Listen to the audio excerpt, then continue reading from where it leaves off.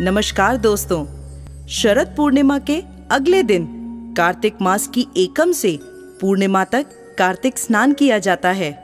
कार्तिक स्नान में स्नान करने वाले सवेरे जल्दी उठकर स्नान करके मंदिर में पूजा करते हैं और कार्तिक मास की कहानी सुनते हैं। कार्तिक मास की कहानी इस प्रकार है।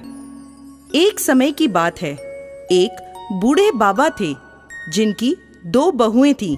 ससुर जी का काम दोनों ही बहुएं करती थी। अब कार्तिक मास आया तो ससुर जी कहने लगे, बहू मैं कार्तिक नहाना चाहता हूँ। तो बड़ी बहू ने सुनते ही मना कर दिया। कहा, आपका कार्तिक स्नान का काम मुझसे नहीं होगा, आप छोटी बहू से कह दें। तो ससुर जी छोटी बहू के पास गए और कहने लगे, बहू मैं कार्तिक नहाना चाहता हूँ। छोटी बहू सीधी सादी थी। उसने कहा, जी पिताजी आप बताएं मुझे क्या करना होगा। तो ससुर जी कहने लगे, ज्यादा कुछ नहीं करना बेटा, रोज मेरे नहाने के लिए पानी भर देना, मेरी धोती धोकर सुखा देना और दोपहर का खाना बना देना। अब छोटी बहू रोज सुबह 5 बजे उठकर कुएं से पानी भर कर ला देती, जिससे ससुर जी स्नान कर लेते, उनकी धोती धोकर सुखा देती और दोपहर में ससुर जी को गरम गरम रोटी बनाकर खिला देती।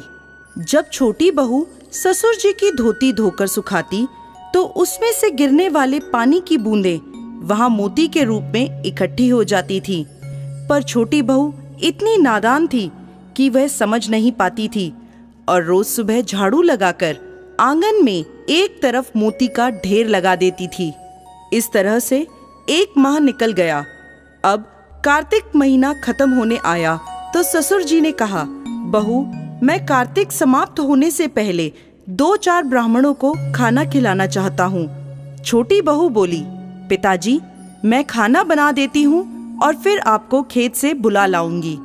बहू खाना बनाकर ससुर जी को खेत में बुलाने जाती है और कहती है, पिताजी मैंने खाना बना दिया है, आप घर जाकर ब्राह्मणों को खाना खिला दें और मैं खेत की रखवाली कर लेती हूँ।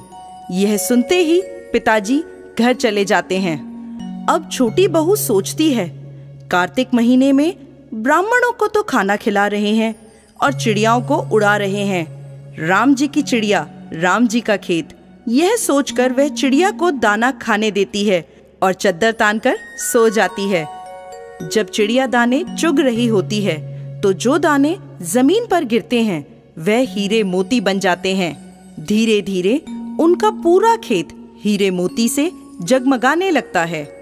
पास ही में बड़े भाई का खेत था। वह देखता है कि छोटे भाई का खेत हीरे और मोतियों से जगमगा रहा है। बड़े बेटे से रहा नहीं जाता। वह अपने पिताजी से पूछता है, इसका क्या कारण है। पिताजी कहते हैं, बेटा हम पर तो कार्तिक महाराज की कृपा हुई है।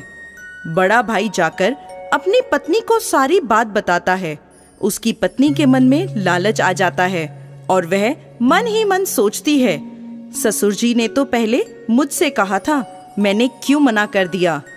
अब वह साल भर इंतजार करती है और जब कार्तिक महीना आने वाला होता है तो जाकर ससुर जी से कहती है, पिताजी आप इस बार कार्तिक स्नान नहीं करेंगे। ससुर जी कहते हैं, बेटा इस बार मैं कार्तिक स्नान नहीं करना चाहता, अब मेरी उम्र हो गई है। तो बड़ी बहू चिढ़ जाती है और गुस्से में कहने लगती है, आपने छोटी बहू को तो माला माल कर दिया, अब मेरी बारी आई तो कहते हैं मेरी उम्र हो गई है। नहीं पिताजी आपको कार्तिक स्नान करना ही होगा। ससुर जी थक हार कर हाँ कर देते हैं। बड़ी बहू हीरे मोती के लालच में ससुर जी का बहुत ख्याल रखती। सवेरे कुएं से पानी लाकर उनके लिए भर देती, उनकी धोती धोकर सुखा देती। धोती सुखाते वक्त उसे निचोड़ती नहीं थी, जिससे ज्यादा पानी गिरे और ज्यादा मोती इकट्ठे हों। उस पानी से कोई हीरे मोती तो नहीं बने, पर जमीन में गड्ढे जरूर हो गए। इधर कार्तिक महीना खत्म होने आया। उसने पिताजी से कहा, पिताजी एक ब्राह्मण को न्योता दे देती हूँ। अब वह जल्दी से खाना बनाकर ससुर जी को बुलाने खेत पर चली गई और खुद खेत की रखवाली करने लगी। खेत में कोई भी चिड़िया दाना चुगने आती तो वह उसे भगाकर कहती, कोई भी एक भी दाना मत खाओ, अभी यह सब मेरे हीरे मोती बनने वाले हैं। धीरे धीरे शाम हो गई। शाम तक उसके खेत में कोई हीरे मोती के ढेर नहीं बने, बल्कि उसकी बालियों में दाने भी नहीं रहे। तो वह ससुर जी के पास लड़ने पहुंची।